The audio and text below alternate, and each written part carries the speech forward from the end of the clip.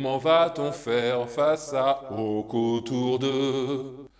J'ai posé mes yeux sur la banliste hier. Comment va-t-on faire jeter la pierre? Je ne sais pas.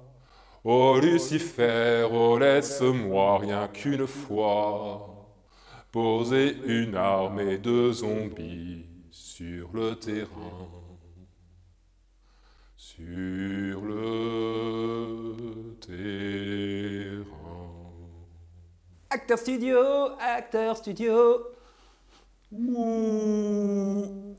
Bonjour, je suis très heureux aujourd'hui de vous retrouver pour un petit Draw My Card assez complet ma foi. Déjà dans un premier temps, on va parler un tout petit peu du Mythic Championship 5 qui a eu lieu il y a pas longtemps. Après du bal de Chant des Morts en standard, d'un nouveau format, et enfin pour finir, on finira par My Little Pony. Il faut bien se l'avouer, on a tous passé des moments très palpitants et on félicite bien évidemment Dominguez qui a gagné ce Mythic Championship avec son deck Grulagro. Petit big up quand même au français J-Rock qui a perdu en finale avec Bandgolos et qui est qualifié pour les Worlds. En même temps, son adversaire, il était déjà qualifié pour les Worlds, donc du coup, lui, il a été qualifié pour les Worlds automatiquement. Et félicitations à tous les participants du Mythic Championship 5, dédicace aux Français évidemment. Merci à tous de nous avoir fait rêver pendant cet événement. Et oui, Field of the Dead, ou Chant des Morts, si vous voulez en français, est ban à partir du 24 octobre 2019 dans le format standard sur MTGA, et aussi sur la version papier un peu plus tard. Bien sûr, les bans peuvent être discutés, rediscutés et re-rediscutés en disant qu'il aurait peut-être mieux fallu ban Once Upon a Time, ou peut-être Oko, en disant que oui, mais Oko Tour 2 c'est trop fort. Je ne trouve pas que le ban de Chant des Morts soit une mauvaise chose, mais il faut prendre un petit peu de recul sur le format standard actuel. Je pense qu'il faut se mettre en tête que ce ban ne va pas uniquement avantager certaines cartes comme Oko Tour 2 par exemple, ou Wador, ou même Il était une fois. Je te promets pas le grand soir, juste Oko Tour 2 et à boire un peu de sanglier et de bananes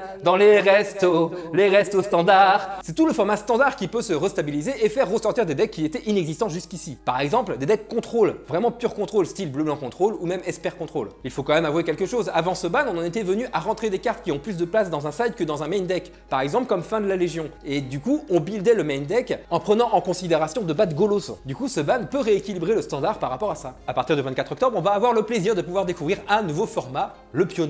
Mais qu'est-ce donc de quoi que c'est que le Pioneur, Guigou? Eh ben je vais te le dire, Le Pioneur, c'est un nouveau format qui sort le 24 octobre 2019. Si vous passez sur cette vidéo et que vous ne savez pas ce que c'est qu'un format, attendez, des vidéos sur les formats vont arriver. Ce qui se rapprocherait le plus du format Pioneur, c'est le format moderne, un format sans rotation qui commence à une certaine édition et qui est quasiment illimité dans le temps. Tous les decks jouables en Pioneur ne doivent comporter que des cartes des éditions Return to Ravnica, donc retour sur Ravnica, jusqu'à l'édition actuelle. Je suis plutôt fan de l'idée pour plusieurs raisons. Déjà, ça permet à des joueurs qui sont pas forcément très anciens et qui veulent pas investir dans un deck moderne de jouer à un autre format que le standard. Ça ouvre des perspectives financières aussi différentes pour le joueur qui va devoir investir dans un deck une fois et pas forcément réinvestir à chaque fois pour se remonter un pack en totalité. Le fait de pas avoir de rotation, si jamais un joueur veut jouer une fois de temps en temps à certains tournois, ça leur permet juste de pouvoir monter un deck où seules 3-4 cartes ou peut-être un nouveau deck sortira avec les futures éditions et rentrera dans le Pioneur. Ce format sera évidemment disponible en version papier et aussi sur Magic Online. Pour l'instant, pas d'annonce sur Magic Arena. Et ben je trouve que c'est pas forcément une mauvaise chose parce que Magic Arena va être plus basé sur d'autres types de formats.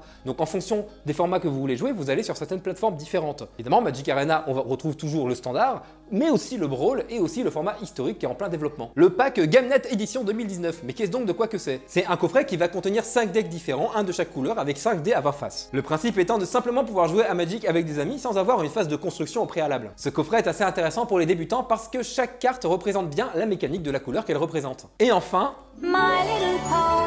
My Little Pony. Hasbro étant propriétaire des droits My Little Pony, il faut savoir que ce n'est pas la première fois que Magic s'associe à Hasbro de manière à faire un crossover. Les licences Nerf, Transformers et Donjons et Dragons. Et ben ça va être des cartes exclusives qui pour le moment ne seront pas du tout disponibles en Europe. C'est toujours beau de rêver de savoir si ça va arriver. Collectionneurs, avisez-vous, c'est des cartes qui ma foi sont pas dégueu. Je trouve le but de ce crossover et de cette démarche commerciale assez intéressante, puisque les fonds récoltés vont servir pour une association caritative Extra Life qui va servir après à financer un hôpital pour enfants à Seattle. Sur ce, je te remercie d'avoir regardé cette vidéo. Tu peux t'abonner à la chaîne, partager la vidéo un maximum partout où tu peux. J'en profite, je fais la promo maintenant parce qu'il y a de plus en plus de personnes qui suivent aussi la chaîne Twitch. Vous pouvez me retrouver en stream 2 à 4 fois par semaine en moyenne, à compter de streams qui durent entre 3 et 6 heures. C'est quand même assez long, mais on s'éclate bien, on s'amuse bien. Donc si tu veux me voir un peu sous un autre jour que sur ce format de vidéo là, je t'invite à venir follow la chaîne Twitch. Et puis bah moi je te dis à dans pas très longtemps.